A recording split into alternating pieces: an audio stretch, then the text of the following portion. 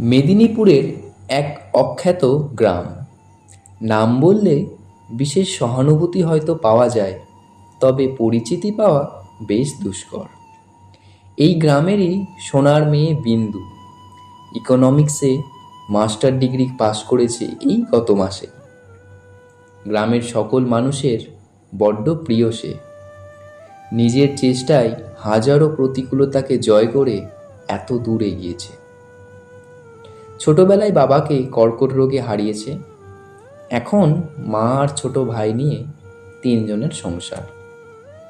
গ্রাম থেকে rail station 8 kilometre দূর। বেশিরভাগই এক্সপ্রেস ট্রেন। দিনে শুধুমাত্র 4টি ট্রেন কলকাতা যাওয়ার জন্য দাঁড়ায়।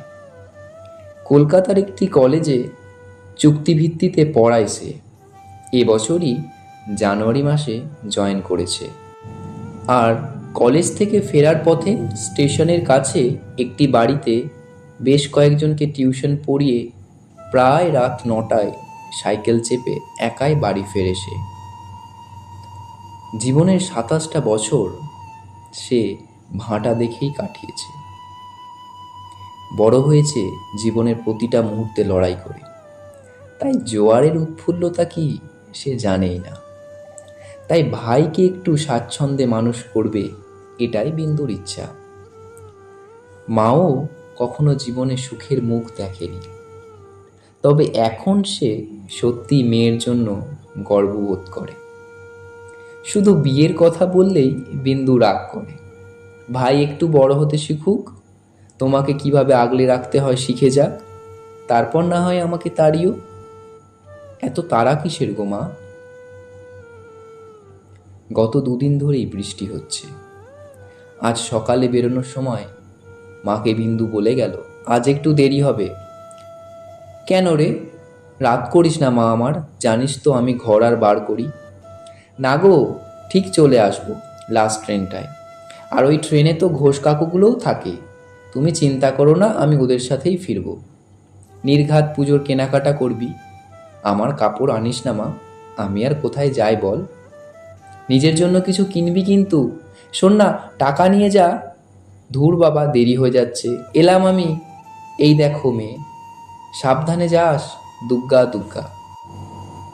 ঘড়িতে 11টা পেরিয়ে গেলেও এখনও ফিরল না বিন্দু। পরীক্ষার সময়ও তো কতবার এই লাস্ট ট্রেনেই ফিরেছে সে। কই এত দেরি তো হয়নি।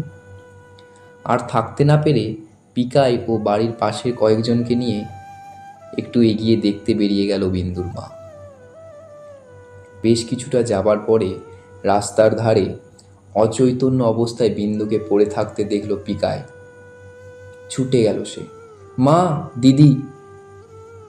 জামা কাপড় ছেঁড়া, মুখে আঁচড়ের দাগ, চশমাটা ভেঙে পাশে পড়ে, ঠোঁটে আঘাতের চিহ্ন, আর এক আকাশ বুক ফাটা কান্না, যা গলায় দলা পাকিয়ে আছে। পাশেই পিকায়ের কার্গো প্যান্ট আর মায়ের পশমিনা শাড়িটা পরে আছে।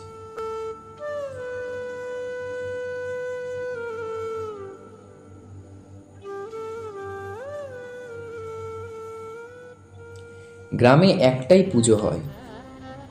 গ্রামের সকলে একসাথে ওই 4-5টা দিন আনন্দে সামিল হয়। এবছরও হয়তো পুজো হবে, কিন্তু তাতে উৎসবের উদ্দামতা থাকবে না। থাকবে না সেই অনাবিল উৎসব মুখরতা, বরং থাকবে বিমুখতা। গ্রামের সম্পূর্ণা যে আজ মুখ লুকিয়ে বসে আছে ঘরের কোণে, যেখানে প্রতি মুহূর্তে এমন হাজারো বিন্দুর নির্যাতন হয়, অসম্মান হয়। সেই মর্তেই উমার আগমনে আর যাই হোক উৎসব হতে পারে না। জানি না আমরা কিভাবেই বা মায়ের চোখে চোখ রাখব। যেদিন আমাদের চারপাশের হাজারো দুর্গাকে যথাযোগ্য সম্মান দেব, সেদিনই হয়তো উমার প্রকৃত আগমন ঘটবে এই মর্তে।